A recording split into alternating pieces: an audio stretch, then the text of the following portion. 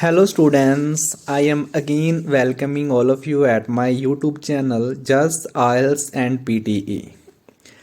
I am starting the second video related to advanced vocabulary used in speaking as well as in the writing module. So first of all, don't worry my students, I will not waste your time as I can say time is very important commodity on the earth. We can buy silver, we can buy gold, but we can't buy the time. So I know the importance of time and your quality time. So we are starting with the first word, that is enrich. Enrich देखो students, ये word आपने बहुत बार सुना होगा enrich. इसका meaning होता है to improve और इन्हांस द क्वालिटी और वैल्यू ऑफ, मतलब किसी भी चीज़ की क्वालिटी को या किसी भी चीज़ की वैल्यू को इम्प्रूव करना। हम जनरली यूज करते हैं improve the quality of.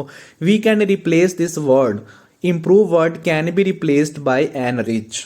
For example global media. First of all हमें ये जानना होगा कि ग्लोबल मीडिया का क्या मीनिंग है।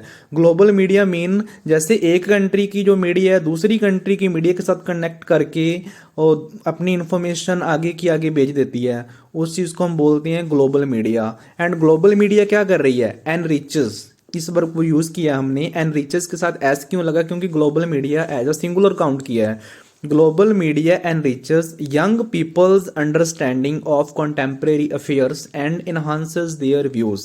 इसका मीनिंग है जैसे कि यंग पीपल हैं जो, उनकी जो अंडरस्टैंडिंग है उस अंडरस्टैंडिंग को इम्प्रूव कर रही है ग्लोबल मीडिया। किस चीज़ के बारे में, contemporary affairs. Contemporary affair mean जो आजकल के पूरे वर्ल्ड में वर्क चल रहे हैं, जैसे कि किसी कंट्री में क्या वर्क चल रहा है दूसरी कंट्री में अलग टाइप के वर्क हो रहे हैं। किसी कंट्री में जैसे वॉर चल रहा है, वो कंटेम्प्रेरी अफेयर में काउंट होते हैं। कंटेम्प्रेरी अफेयर्स के बारे में यंग पीपल की जो अंडरस्टैंडिंग है उसको इम्प्रूव कर रही है। कौन सी चीज़ इम्प्रूव कर रही है, global media, and enhances their views, and उनके व्यूज को इन्हांस कर रही है day by day. Hope all of you have understood the last word, enrich. Now we are moving towards the second vocabulary word, that is flora and fauna. It means plants and animals of a particular region. मतलब किसी भी एक particular area में पाए जाने वाले plants and animals को हम लोग बोल सकते हैं फ्लोरा एंड फोना। इसमें एक स्पेशल बात है जो आपको ध्यान में रखनी है, जैसे कि जनरली हम प्लांट्स को अकेले में यूज कर सकते हैं, एनिमल को किसी भी सेंटेंस में चलते हुए यूज कर सकते हैं, लेकिन फ्लोरा एंड फोना को तभी यूज करेंगे जब हमें प्लांट्स और एनिमल्स दोनों की एक साथ बात करनी हो सेंटेंस में। जैसे कि plants and animals, we can write it flora and fauna. मेरा मीनिंग है प्लांट को फ्लोरा सिनोनियम नहीं बनाना और एनिमल का सिनोनियम फोना नहीं बनाना आपने। जैसे हमने यूज करते हैं ना एडवांटेजेस एंड डिसएडवांटेजेस, उसकी जगह पे यूज करते हैं प्रोज एंड कॉन्स, वैसे ही फ्लोरा एंड फोना ऑलवेज तीनों वर्ड इकट्ठे लिखे जाएंगे, ठीक है। एग्जाम्पल देखो, पीपल शुड टेक स्टेप्स, लोगों को स्टेप लेने चाहिए टू सेव, किस चीज को बचाने के लिए, बोथ फ्लोरा एंड फोना, मतलब plants and animals. Our next vocabulary word is most contributing factor. The meaning of this word, this phrase is important reason. जैसे कि टास्क 2 में हम लोग जनरली यूज करते हैं, the most important reason of this problem is this. The most important को हम लोग चेंज कर सकते हैं मोस्ट कॉन्ट्रीब्यूटिंग। कॉन्ट्रीब्यूटिंग का मीनिंग होता है योगदान देने वाला फैक्टर। भी इस प्रॉब्लम को कौन सी चीज बढ़ा रही है, कौन सा रीजन है, क्या रैशनल है इसके पीछे। जैसे कि for example the most contributing factor of this situation is, इस सिचुएशन के पीछे जो इंपॉर्टेंट रीजन है, मीन मोस्ट कॉन्ट्रीब्यूटिंग फैक्टर है, वो कौन सा है, is over population. I hope you all of you have understood this word. Now moving towards the next vocabulary word. Students, this is very important word. Most students generally use heavy rules. Government should implement some heavy rules, but we can replace it by using strict legislation. Legislate mean rule implement करना ही होता है, लेकिन इसको हमने noun form में लिखा last में TION जोड़ के। इसको कैसे सेंटेंस में यूज करना है, देखो, there should be a strict legislation, मतलब होना चाहिए, किस चीज का होना चाहिए, स्ट्रिक्ट लेगिस्लेशन, हैवी रूल्स का होना चाहिए, किस चीज के ऊपर, ऑन क्रिमिनल्स। क्रिमिनल्स कौन होते हैं, जो क्राइम करते हैं, सो दैट, ताकि दे थिंक ट्वाइस, ताकि वो 2 बार सोचें, बिफोर कमिटिंग क्राइम, कोई भी क्राइम करने से पहले वो 2 बार सोचें। 2 बार क्यों सोचेंगे, because of the strict legislation implemented by the government. And the next word is adequate. बहुत सारे स्टूडेंट्स ने इस वर्ड को सुना होगा, no doubt this is very common word, but हम लोग इस वर्ड को यूज नहीं करते. सुना बहुत बार है, रीडिंग में बहुत बार पढ़ा है, लिसनिंग में काफी बार ये वर्ड यूज होता है, लेकिन राइटिंग और स्पीकिंग में क्यों नहीं यूज कर सकते? यूज करो. जैसे गुड एंड राइट, कोई भी चीज जिसको हम अच्छा मान रहे हैं और करेक्ट मान रहे हैं कि हाँ ये चीज राइट है, जैसे कि बहुत बढ़िया फैसिलिटीज हैं, गुड फैसिलिटीज है, राइट फैसिलिटीज हैं, उस चीज को हम लोग चेंज कर सकते हैं. जैसे for example government should provide, government को प्रोवाइड करना चाहिए good and right facilities, mean adequate facilities to its citizens. अपने सिटीजन्स को बढ़िया से बढ़िया फैसिलिटीज देनी चाहिए, जो चीज उनके लिए पर्याप्त है, जिस चीज में लोग खुश रहें, उस चीज को इंजॉय करें, that is called adequate facilities. Our next word is very very important. This is again the important word. इस देखो वर्ड कौन सा है, अनपैरेलल्ड एक्सपीरियंस. अनपैरेलल का मतलब होता है जो बराबर चले, दो चीजें जो बराबर चलती हैं उसे बोलते हैं पैरेलल.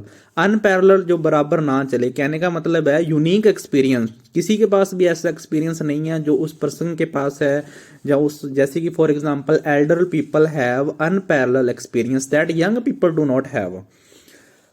इसका एग्जाम्पल देखो, playing adventurous games, sports. Adventurous means जो खतरनाक, जो डेंजरस स्पोर्ट्स होते हैं. गिव्स, वो क्या देता है, an unparalleled experience to players. जब कभी भी हम जैसे कि एज अ प्लेयर इस एक्टिविटी को परफॉर्म करते हैं तो हमें एक यूनिक एक्सपीरियंस मिलता है. उस यूनिक एक्सपीरियंस को बोलते हैं unparalleled experience. You must use this word in both speaking as well as in writing to enhance your band score. And students, we are moving towards the next vocabulary word, that is facilitate. Facilitate, this is the verb. First of all, you have to check the form of the word. There are 4 different forms: noun, verb, adjective, adverb, but this is verb. How we can use it? Means to give something to someone, किसी person को कोई चीज देना. जैसे schools should facilitate students. जो school है उनकी responsibility बनती है वो स्टूडेंट्स को फैसिलिटेट करें. फैसिलिटेट मतलब कुछ ना कुछ ऐसा दें. क्या चीज दें वो? विद मोर एमिनिटीज, ज्यादा से ज्यादा बेसिक फैसिलिटीज है, एमिनिटीज है, वो प्रोवाइड करे, उस चीज से स्टूडेंट्स को फैसिलिटेट करे. I hope this is have been understood by all of you. And the next word is staggeringly difficult situation. In writing task 2 we generally use it is the most difficult task. When I went there, my uncle told me to do so, but it was the most difficult task. You can use it speaking in the speaking module. For example, meeting with accident.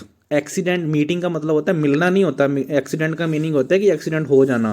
जब मेरा accident हुआ, जब किसी भी person का accident हुआ, can be a staggeringly difficult situation. ये मेरे लिए बहुत ही ज़्यादा डिफिकल्ट सिचुएशन रहेगी, हो सकती है. कैन बी का यूज़ किया है. Staggeringly mean the most difficult situation. And the last word is a silver bullet. देखो ये बुलेट वो नहीं है जो अपने जैसे गन वगैरह का यूज़ करते हैं. ये बुलेट को यूज़ किया हम लोगों ने एज अ सोल्यूशन. अपने जैसे कोई भी एक सोल्यूशन दिया, उस सोल्यूशन को हम लोग मान सकते हैं कि मोस्ट इफेक्टिव की जगह पे यूज़ कर सकते हैं कि this is a silver bullet. ये एक सिल्वर बुलेट है जो इस प्रॉब्लम को बड़े अच्छे तरीके से सॉल्व कर सकता है. इसका मीनिंग देखो, अ सिंपली मतलब जो सिंपल है, बहुत ज़्यादा हार्ड नहीं है. सीमिंगली मैजिकल सोल्यूशन, मैजिक मतलब जो मैजिक का काम करे, जो हमें लग रहा है कि ये प्रॉब्लम को हम सॉल्व नहीं कर सकते, बट ऐसा सोल्यूशन जो उस प्रॉब्लम को सॉल्व कर दे. टू अ कॉम्प्लिकेटेड मीन जो जटिल, बहुत ज़्यादा कंफ्यूजिंग प्रॉब्लम है, उस चीज़ को सॉल्व करने वाले सोल्यूशन को बोलते हैं सिल्वर बुलेट. देखो इसका example, the awareness programmes and campaigns can be a silver bullet. एक सिल्वर बुलेट हो सकते हैं फॉर दिस प्रॉब्लम. मतलब सिंपल एंड मैजिकल. लोगों को अवेयरनेस के जरिए हम लोग अवेयर करके उस प्रॉब्लम से दूर कर सकते हैं जो जिससे पीपल आर सफरिंग, जिससे लोग सफ़र कर रहे हैं. Okay, thank you. Stay connected with Jaspreet sir as all of you know me. And the last thing that please subscribe my channel and also press the bell icon to have the link to more videos again that I will upload in the next videos. Thank you so much.